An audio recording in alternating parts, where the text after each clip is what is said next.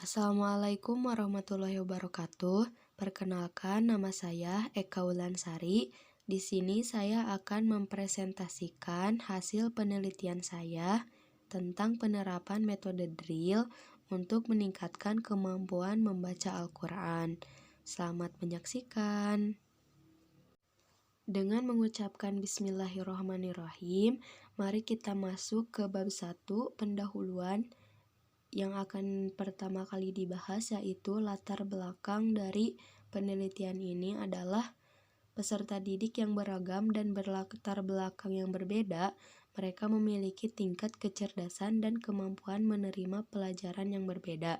Ada yang mudah menerima hanya dengan penyampaian materi saja, tetapi ada juga yang sulit menerima materi pelajaran hanya dengan penyampaian materi saja. Dan juga dalam membaca Al-Quran terdapat perbedaan kemampuan dalam membaca. Ada yang lancar dan banyak juga yang belum lancar membaca. Untuk memudahkan hal tersebut, maka metode drill dipilih dengan tujuan untuk meningkatkan kemampuan peserta didik dalam membaca Al-Quran. Berikutnya ada rumusan masalah. Yang pertama, bagaimana penerapan metode drill terhadap membaca Al-Quran? Dan yang kedua, apa pengaruh setelah menggunakan metode drill terhadap kemampuan membaca Al-Quran?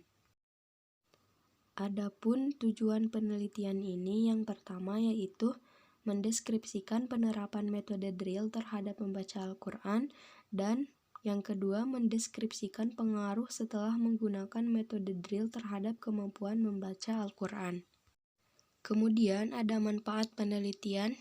Yang pertama secara teoritis. Penelitian ini diharapkan dapat memberikan kontribusi terhadap dunia pendidikan, khususnya untuk pendidik dalam penerapan metode drill sebagai metode yang cocok untuk meningkatkan kemampuan membaca Al-Quran dan menambah wawasan bagi pembaca tentang efektivitas dan pengaruh metode drill terhadap kemampuan membaca Al-Quran.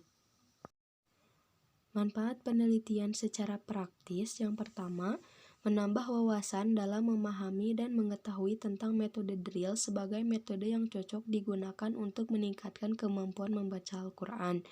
Yang kedua, bagi pengembangan ilmu pengetahuan, penelitian ini diharapkan dapat dijadikan sebagai sumber referensi. Yang ketiga, bagi mahasiswa, hasil penelitian ini diharapkan dapat menjadi salah satu bahan acuan bagi pelaksanaan penelitian-penelitian yang lebih relevan. Selanjutnya ada ruang lingkup dan batasan. Ruang lingkup masalah merupakan hal yang sangat penting untuk ditentukan terlebih dahulu sebelum sampai pada tahap selanjutnya. Agar penelitian ini lebih terarah, maka perlu adanya batasan masalah. Adapun batasan penelitian pada penelitian ini adalah sebagai berikut. Yang pertama, penelitian ini membahas tentang pengaruh metode drill terhadap membaca Al-Quran. Yang pertama, penelitian ini membahas tentang penerapan metode drill terhadap membaca Al-Quran. Yang kedua, penelitian ini hanya mencakup pengaruh setelah menggunakan metode drill terhadap kemampuan membaca Al-Quran.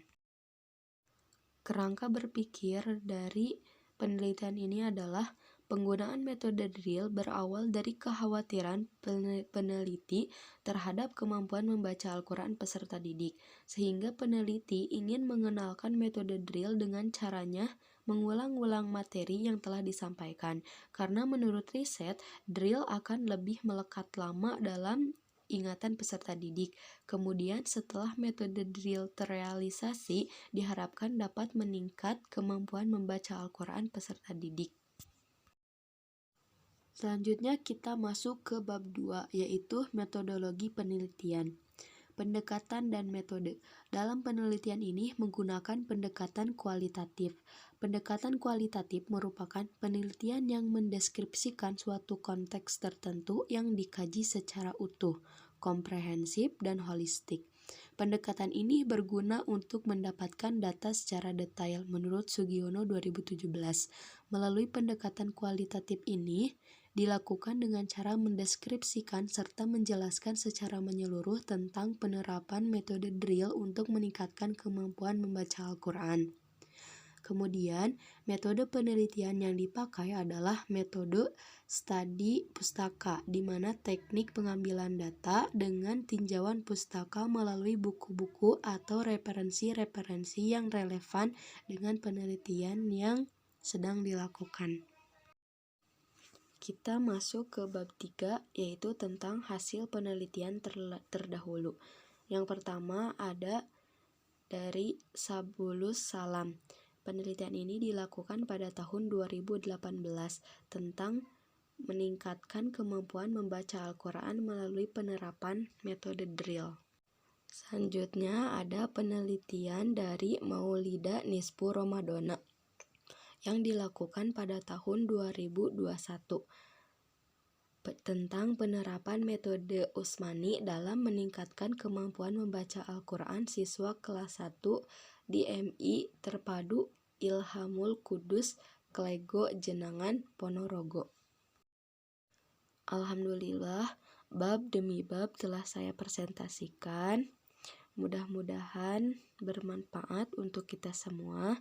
Kita akhiri presentasi ini dengan membaca hamdalah bersama-sama. Alhamdulillahirrabbilalamin. Saya akhiri. Cukup sekian dan terima kasih. Assalamualaikum warahmatullahi wabarakatuh.